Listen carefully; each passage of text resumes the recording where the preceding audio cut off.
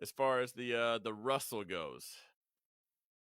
Uh, man, so we have don't banks start tomorrow, right? Is it who's reporting tomorrow? We have earnings coming up. JP Morgan is going to be on the 12th, so that'll be Friday. Let's see, Wells Fargo. Is that also Friday? Also Friday. Bank of America. Is anybody reporting tomorrow? Hang on. So next Tuesday. Who was I looking up that had earnings tomorrow? Sam says great content and channel. I appreciate that. But to be honest, I clicked a few extra buttons. Right now, I'm streaming on Power Zone Trading, Don Fron Show, and Don Fron Trading. So shout out to whichever one you're on. I'm on all of them. Okay. What was another bank? Trying to see if there's anybody. All right. Let's just talk about the XLF. See what we're looking like there. Hang on, that came out wrong. As far as financial goes, all right. So, and let's talk about this because we had this last week. For the past few streams, we talked about this trend up that's been very awkward, very eerie. And then I multiple times had talked about that red day when it does finally show up is going to strike like lightning, and that might be the start of a downturn. And XLF kind of shows that off amazingly. So I'm curious, did we just remove some risk, buy the rumor, sell the news events as we start to kick off the next round of earnings? But we'll have to keep an eye on financials because that could likely it's the biggest in the Russell. But right now we're still holding that trend line. Here was your just meltdown. We held that zone, but still down. So currently your trend more on the small end, still very much in a downtrend on the daily. We have a green open so far, but a lot of time before the market opens. So I would be watching for the breakdown on that one. All right. As far as last week's expected moves, these are all. Hang on. Actually, you know what? We're going to come back and adjust these lines so that'll make a little bit more sense. Talk about the NASDAQ real quick. All right. So we went, first of all, let's get into a smaller time frame. We went for it. Oh, it was the S&P hung out at 1. Absolute meltdown, breakdown. And then for anybody that wasn't there, yeah, we went bullish at the end of the day. Just before that dead cat bounce up, I thought Friday would be bullish kind of regardless.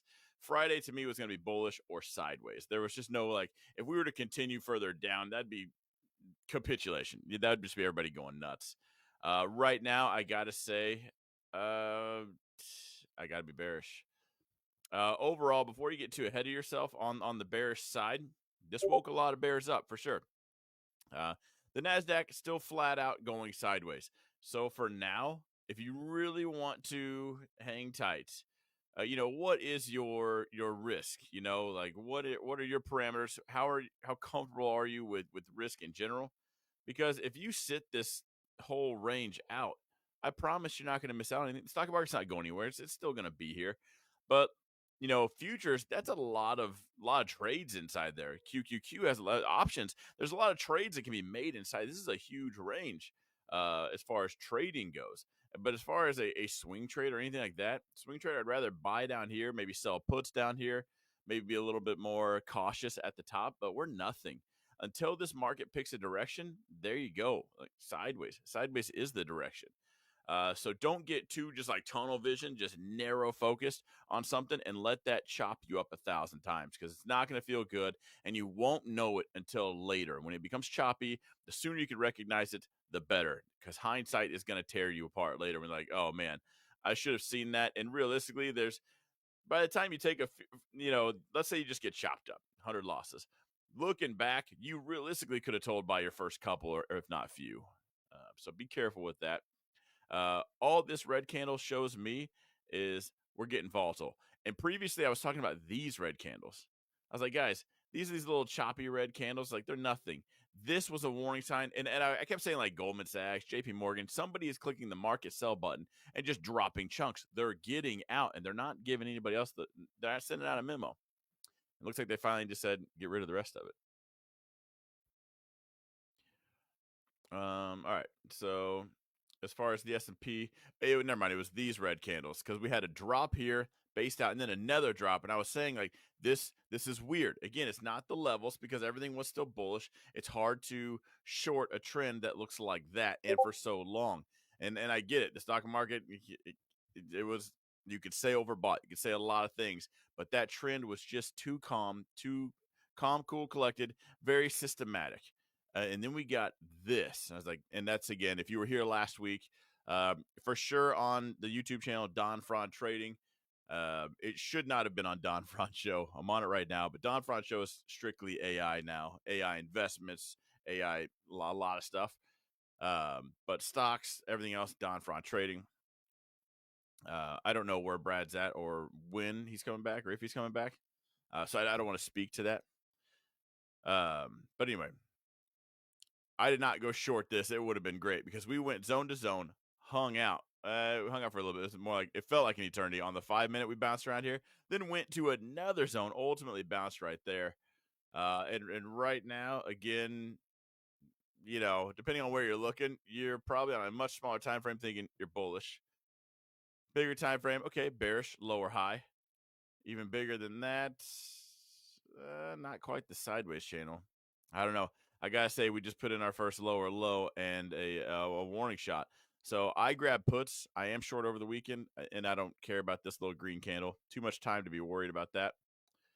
I guess if we were to get above this zone right here, I don't know what I would do, to be honest. If we shake this off and we're at all-time highs again, there's just no reason to be short. And there's quite a few bears in my chat, and they hang tight. They're patient, right? They wait for the sniper's choice. But if we shrug that off into here, what are you doing? Like, why even waste your time going short at that point? Maybe sell some out of the money calls, about as short as you can be in this market.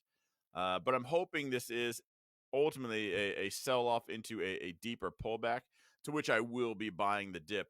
But right now, I think if this is the start of a sell off, I think we got a good few red days in us. So that could be cool. I guess if you're just a perma bull, for some reason, there's a lot of people that don't know how to short the market. They just get so confused by it. Maybe they don't believe in it for some weird reason.